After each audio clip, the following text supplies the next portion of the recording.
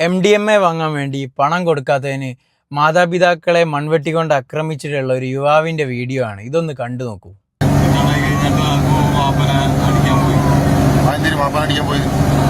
പൈസ വെച്ചിട്ട് തന്നില്ല, ഇത് വാങ്ങാൻ വേണ്ടി.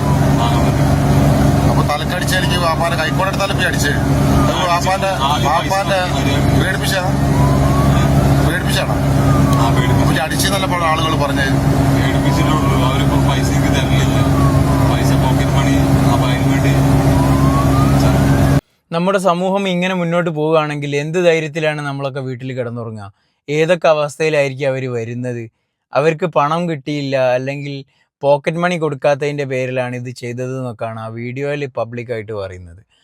അപ്പോൾ എത്രത്തോളം അവർക്കത് കിട്ടാൻ വേണ്ടി അവർ മെനക്കെടുന്നുണ്ട്. മാതാപിതാക്കളൊക്കെ അടിച്ചു കൊല്ലാൻ മാത്രം, അല്ലെങ്കിൽ മാതാപിതാക്കളൊക്കെ ആക്രമിക്കുന്ന രീതിയിലേക്ക് വരെ ഈ MDMAയും മറ്റു ലഹരി പദാർത്ഥങ്ങളും വാങ്ങുന്നതിന് വേണ്ടി പണം കിട്ടാത്തതിന് ഇവർ ഈ രീതിയിലൊക്കെ മാറുന്നുണ്ടെങ്കിൽ എന്ത് ധൈര്യത്തിലാണ് നമുക്ക് നാട്ടിലൂടെ നടക്കാൻ പറ്റുക?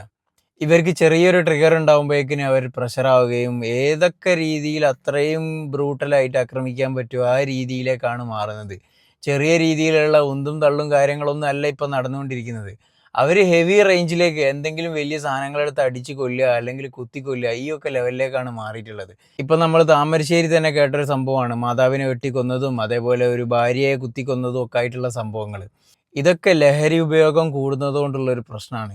ഇത് ഉപയോഗിക്കുന്ന ആളുകൾ തന്നെ ഇതിൻ്റെ പ്രശ്നങ്ങൾ മനസ്സിലാക്കിക്കൊണ്ട് സ്വയം നിർത്തല്ലാതെ വേറെ ഒരു രക്ഷയില്ല.